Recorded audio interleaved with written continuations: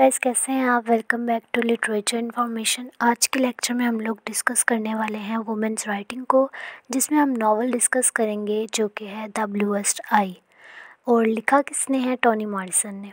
Tony Morrison एक female है, writer है और अमेरिकन नॉवलिस्ट है। बहुत से लोगों को पता ही नहीं होता कि हमारा राइटर मेल है कि फ़ीमेल है, तो इसलिए मैंने मेंशन कर दिया कि ये फ़ीमेल है, ठीक है। और अफ्रीकन थी ये, ठीक है।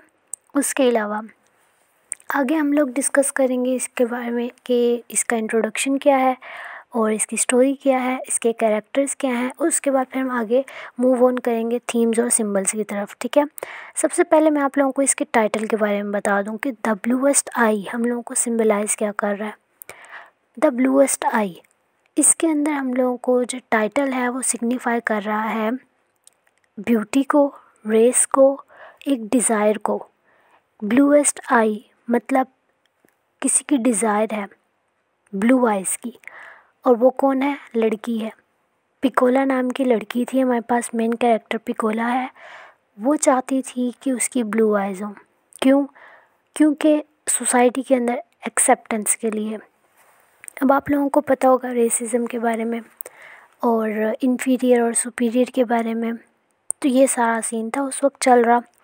और इसकी वजह से वहाँ पर सोसाइटी के अंदर एक्सेप्टेंस के लिए पिकोला नाम की लड़की चाहती थी कि उसकी ब्लू आइज़ हो, क्योंकि ब्लू आइज़ ब्यूटी की इरामत थी। वो क्योंकि ब्लैक थी और वहाँ पर इन्फीरियरिटी कॉम्प्लेक्स यही था कि अगर आप ब्लैक हैं तो आप इन्फीरियर हैं, जैसा कि वो कलोनियलिज़म और इम्पीरियलिज़म में हम पढ़ कर आए हैं। तो मैं आप लोगों को इसको इंट्रोडक्शन बता दूं कि ब्लूएस्ट आई ये 4 पार्ट्स हैं इसके अंदर, ठीक है। 4 पार्ट्स, और मैं आगे चल के बताऊंगी ये 4 पार्ट्स क्या सिंबलाइज़ कर रहे हैं, वो सिंबल्स में हम लोग देखते हैं। अच्छा, मॉरिसन जो थी ये राइटर है हमारी, और इनकी लाइन थी कि ब्लैक इज़ ब्यूटीफुल। उन्होंने ये लिखा था अपना नावल इसी के अंदर कि ब्लैक जो है ये ब्यूटीफुल है, कि आप जैसे हैं आपकी आइडेंटिटी जो है उसको एक्सेप्ट करें और उसको सोसाइटी भी एक्सेप्ट करे, ठीक है। अब इस नावल के अंदर हम लोग के पास 2 फैमिलीज़ हैं, एक मैकटियर और एक ब्रीडलव। जो मैकटियर फैमिली है ना, वो अपर क्लास सोसाइटी दिखाई है वो भी अफ्रीकन अमेरिकन ही, ठीक है, लेकिन वो थोड़ी अपर क्लास है। और जो ब्रीडलव दिखाई है हम लोगों को, वो ये पिकोला की फैमिली है जो इन्फीरियर है और पॉवर्टी वगैरह के चीज़ों को वो फेस कर रही है। दोनों फैमिलीज़ ब्लैक हैं। इसके अलावा ब्रीडलव जो है ये डिसफंक्शनल फैमिली है, स्प्लिट पर्सनैलिटी इसके अंदर हम लोगों को दिखेगी, यानी कि घर में सुकून ना हो लेकिन प्रिटेंड करें कि हम ओके हैं। ये ब्रीडलव फैमिली हम लोगों को दिखाएगी, ठीक है, जो पिकोला की फैमिली है। उसके अलावा ब्लूएस्ट आई 1914 पे लिखा गया और 1970 में पब्लिश हुआ। एक मूवमेंट चली थी 1940 के अंदर जिसमें ये नावल टोनी मॉरिसन ने लिखा। वो मूवमेंट कौन सी थी? अमेरिकन मूवमेंट थी, जो कि सिविल राइट मूवमेंट थी, यानी कि हर एक को उसका राइट मिलना चाहिए, ठीक है। अच्छा, अब हम लोग इसके अंदर कैरेक्टर्स देख लेते हैं। हमारे पास नरेटर जो है वो क्लॉडिया और फ्रेडा है। ये दोनों मैकटियर फैमिली की दोनों लड़कियां हैं, दोनों बेटियां हैं 13-14 साल की, ठीक है। हम दोनों बहनें हैं और दोनों ब्लैक हैं। उसके अलावा हम लोग को एक और कैरेक्टर दिखता है मिस्टर हेनरी का, ये वाइट कैरेक्टर है और ये क्लॉडिया और फ्रेडा यानी कि मैकटियर फैमिली को फाइनेंशियली सपोर्ट करते हैं, लेकिन ये बैड कैरेक्टर था, ठीक है। उसके अलावा हम लोग प्रोटैगनिस्ट को देख लेते हैं, वो है पिकोला, इसकी भी एज 14 है। उसके अलावा चोली, ये इसके फादर हैं पिकोला के। उसके अलावा पॉलिन, ये भी मदर है इनकी पिकोला की। उसके अलावा पिकोला का भाई, ठीक है। ये हम लोग के पास 4 कैरेक्टर्स इंपॉर्टेंट हैं, और चोली ब्रीडलव और पॉलिन ब्रीडलव, इनको आपने ऐसे याद करना है, ठीक है। ये तो मैंने आपको वैसे सिंपल नेम बताए, चोली और पॉलिन। तो चोली ब्रीडलव पिकोला के फादर हैं, पॉलिन ब्रीडलव पिकोला की मदर हैं, और जो पिकोला का भाई है उसकी भी एज 15 है, ठीक है। थोड़ा सा पिकोला के पेरेंट्स के बारे में आप लोगों को बता दूं। जो चोली ब्रीडलव था, इसकी क्या थी क्वालिटीज़ कि ये ड्रंक रहता था बहुत ज़्यादा। उसके अलावा इधर उधर घूमता फिरता रहता था, मतलब रिस्पॉन्सिबिलिटी ये घर की नहीं उठाता था। उसके अलावा ये अपने थोड़े से पास्ट के ट्रॉमा के अंदर था। इसकी भी मैं आप लोगों को रीज़न बता दूं कि इसको इसकी आंट ने पाला था, उनका नाम आई थिंक था जिमी। इसका जो फर्स्ट एक्सपीरियंस था, सेक्स एक्सपीरियंस, उसके अंदर ये पकड़ा गया था। और पकड़ा भी ऐसे गया था कि जो इंग्लिश मैन थे यानी कि अंग्रेज़ लोग, उन लोगों ने इसको देख लिया था, मतलब देखा था और इसका मजाक उड़ाया था। और वहाँ पर पकड़ा ये ऐसे गया था कि वो फर्स्ट एक्सपीरियंस था इसका। और उन लोगों ने कहा था कि तुम ये कंटिन्यू करो जो एक्ट कर रहे हो और हम लोगों के सामने करो और हम लोग देखेंगे। तो इस तरह ये ट्रॉमाटाइज था अपने पास्ट के अंदर, ठीक है। और जो पॉलिन ब्रीडलव थी, ये हाउसकीपर थी वाइट हाउस के अंदर, और ये सेल्फ सेंटर्ड वूमेन थी, ठीक है। मतलब अपने ही आप में बस रहती थी ये, जो पिकोला की मदर थी। अच्छा, उसके अलावा मैं आप लोगों को बता दूं, सेटिंग यूएस स्टेट थी ओहायो के अंदर, ठीक है। लॉरेन जगह का नाम है। अच्छा, जो पिकोला का भाई है उसका नाम मैंने आप लोगों को नहीं बताया, वो है सैमुअल ब्रीडलव, जो कि 27 दफ़ा 27 टाइम्स घर से भाग चुका है। क्यों? इसी वजह से जो इन लोगों के घर का माहौल होता था, ठीक है। उसकी एज 14 इयर्स की एज के अंदर तक 27 टाइम्स भाग चुका था और अभी उसकी एज 15 थी, ठीक है। उसके अलावा एक और कैरेक्टर है, उसका भी मैं आपको बताती चलूँ। सोफेट चर्च नामी एक बंदा है जो कि अपने आप को फादर समझता था, मतलब प्रीचर बनना चाहता था वो, ठीक है। इसके बारे में भी मैं आपको आगे चल के बताऊँगी। अच्छा, जो क्लॉडिया मैकटियर है वो रिप्रेजेंट करती है ऑथर को, कि उन लोगों की हार्ड लाइफ थी, ठीक है, और किस तरीके से वो लोग सरवाइव कर रहे थे। और जो पिकोला ब्रीडलव है वो ये बिलीव करती थी कि वो अगली है और उसको ब्लू आइज़ चाहिए थी, और उसका रेप हुआ था, उसके फादर ने ही उसका रेप किया था, ठीक है। अच्छा, और जो इसके फादर थे चॉली ब्रीडलव, उनको मैंने आपको बता चुकी हूँ कि वो ट्रॉमेटाइज थे अपने पास्ट की वजह से, जो उनका फर्स्ट सेक्सुअल एक्सपीरियंस था उसकी वजह से, और इन्होंने ही अपनी बेटी को रेप किया था, ठीक है। उसके बाद पॉलिन ब्रीडलव, जिनकी शादी हुई है चॉली ब्रीडलव से, जो पिकोला की मदर हैं, उनका भी मैंने आपको बताया, वो वाइट फैमिली के अंदर काम करती थी एज ए हाउस कीपर। उसके अलावा फ्रेडा, जो क्लॉडिया मैकटियर की सिस्टर हैं, ये बड़ी थी उनसे, क्लॉडिया से, और इनका बॉन्ड था पिकोला के साथ, ठीक है। अच्छा, ये सारा हो गया हम लोगों का कैरेक्टर्स का, और आप लोगों को स्टोरी भी समझ आ गई होगी जो मैंने बताई कि पिकोला जो थी वहाँ उस वक्त जो सेटिंग हुई हुई है वो ये बताया हुआ है सिंपल, कि एक लड़की है, ब्लैक है, और सोसाइटी में कोई ब्लैक पीपल को एक्सेप्ट नहीं करता, ठीक है। वो सब इन्फीरियॉरिटी कम्प्लेक्स का शिकार थे। और इसके पेरेंट्स का भी मैंने आपको बताया, जो घर में टेंशन थी उसका भी मैंने आपको बताया, इनके नेबरहुड में मैकटियर फैमिली थी उनका भी मैंने आपको बताया, ठीक है। उसके बाद मैंने आपको ये भी बताया कि इसकी मदर जो थी वो इतना ज़्यादा उनकी तरफ से तवज्जो नहीं मिलती थी इसको, पिकोला को। उसके अलावा जब ये स्कूल वगैरह जाती थी या इधर उधर बाहर निकलती थी तो इसको लोग बहुत ज़्यादा तंग करते थे इसकी कलर की वजह से, और ये सब बहुत ज़्यादा फेस करती थी ये, और गुर्बत वगैरह, पॉवर्टी वगैरह, ठीक है। तो इसको थोड़ा सा अपनी आइडेंटिटी के ऊपर होता था और अपने कलर के ऊपर होता था। तो ये क्या चाहती थी कि ब्लू आइज़ मुझे मिल जाए, मैं ब्लू आइज़ मेरी हो जाएंगी तो मुझे ना सोसाइटी एक्सेप्ट करेगी, ठीक है। तो ये जो बीच में टेंशन चल रही है ना हमारे पास, वो ये थी। उसके अलावा बीच में क्या होता है, क्लाइमेक्स सीन, कि एक दिन पिकोला खड़ी हुई होती है घर में, इसका जो फादर हैं चॉली ब्रीडलव, वो आपको पता है ऑलवेज ड्रंक रहते थे, वो आए घर और उन्होंने इसका रेप कर दिया। क्यों? क्योंकि ये इस पोज में खड़ी हुई थी पिकोला, के इसके फादर को रिमाइंड करवाया पिकोला ने कि ये उनकी वाइफ है, ठीक है। तो ये उस वक्त सीन हुआ। तो बहरहाल तो इसका रेप हो गया, फिर ये प्रेग्नेंट हो गई और इसका बेबी हुआ। और जो क्लॉडिया और जो थी फ्रेडा, वो कोई बीज इकट्ठे कर रही थी, उनका नाम था मैरीगोल्ड, ठीक है।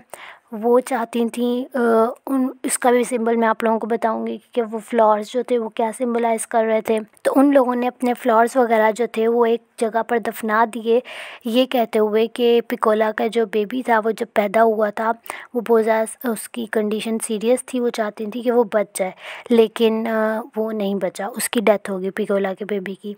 और एट द एंड क्या हुआ कि पिकोला जो थी वो गई उस फादर के पास कि मुझे ब्लू आइज़ चाहिए, और उन्होंने जो सोफेट चर्च थे उन्होंने इसको ट्रिक किया। उन्होंने कहा कि मैं आपको एक पॉइज़न टाइप कोई चीज़ थी, मतलब था पॉइज़न और कोई लिक्विड टाइप उन्होंने उनको दिया पिकोला को कि आप जाके उस लैंडलेडी के डॉग को खिला दो ये, तो आप वो खिला दोगी तो आपको ब्लू आइज़ मिल जाएंगी। इसने खिला दिया और वो लैंडलेडी का डॉग जो था वो मर गया, और उस प्रीचर ने अपना बदला लेना था उस लैंडलेडी से। और एट द एंड पिकोला का जो था ऊपर का सिस्टम सारा ख़राब हो गया, मतलब दिमाग ख़राब हो गया उसका। और एट द एंड पिकोला के साथ क्या हुआ कि वो मैड हो गई। वो ये समझने लग गई कि मुझे ब्लू आइज़ मिल गई हैं, और अब मेरे पास भी ब्यूटी का सिंबल है, और अब मुझे जो सोसाइटी है वो एक्सेप्ट करने लग जाएगी। तो ये सारा इसके अंदर स्टोरी के अंदर हुआ, और ये सारी द ब्लूएस्ट आई की स्टोरी थी।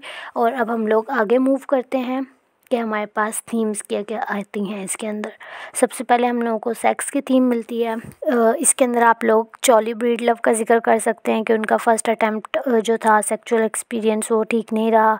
उसके अलावा आप पिकोला का दिखा सकते हैं। उसके अलावा हम लोगों को 3 प्रॉस्टिट्यूट्स भी दिखती हैं इसके अंदर। उनका मैंने आपको बताया नहीं क्योंकि इतना ज़्यादा इम्पोर्टेंट नहीं था, वो बस उस वक्त बता रहे थे कि रेसिज़म और रेस वगैरह इतना ज़्यादा उस वक्त था कि इन्फीरियरिटी कम्प्लेक्स उस वक्त इतना ज़्यादा था कि लोगों को सर्वाइव करने के लिए ऐसी चीज़ों को भी फेस करना पड़ता था, और ऐसी चीज़ों के अंदर भी जाना पड़ता था। तो प्रोस्टिट्यूशन सिर्फ उस चीज़ को दिखा रहे हैं इसके अंदर, ठीक है। उसके अलावा पिकोला का रेप हुआ वो भी दिखा रहे हैं इसके अंदर, ठीक है। अच्छा, आगे नेक्स्ट हम लोगों को लव दिखता है। लव की थीम हम लोगों को ऐसी ही मिलती है कि जो पॉलिन ब्रीड लव थी वो चाहती थी कि उसकी जिस तरह सिंड्रेला की स्टोरी नहीं है बिल्कुल वैसा चाहती थी वो अपने साथ, लेकिन ऐसा हुआ नहीं। स्टार्ट में उन लोगों का रिलेशनशिप अच्छा रहा पॉलिन और चॉली का, लेकिन एंड अच्छा नहीं हुआ। तो लव थीम इसके अंदर ऐसे आएगी, ठीक है।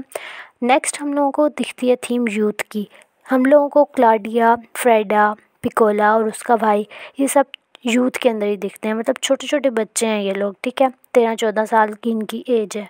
तो इसके अंदर यूथ की थीम इस तरह आएगी, और उनके ऊपर कैसे इफ़ेक्ट किया सोसाइटी ने, रेसिज़म ने, वो दिखेगा, ठीक है। उसके अलावा हम लोगों को पॉवर्टी की थीम मिलती है क्योंकि पिकोला की फ़ैमिली जो थी वो बहुत ज़्यादा गुर्बत का शिकार थी, और उसकी जो मदर थी पिकोला की वो एक वाइट हाउस में काम करती थी एज ए हाउस कीपर। और वहाँ पर एक दफ़ा ये भी दिखाया गया है कि पॉलिन जिस घर में काम करती थी वहाँ पर कहीं इनवाइट किया था बच्चों को, शायद कोई बर्थडे पार्टी थी या क्या। डिनर के ऊपर ये लोग एक टेबल के ऊपर बैठकर खाना खा रहे थे। तो क्या हुआ था, जिस घर में ये लोग खाना खा रहे थे वो एरिस्टोक्रेटिक फैमिली थी, ठीक है। उनके किसी बच्चे की वजह से कोई गिलास किसी के ऊपर गिर गया, या मतलब कोई इस तरह सा माहौल पैदा हुआ, ठीक है।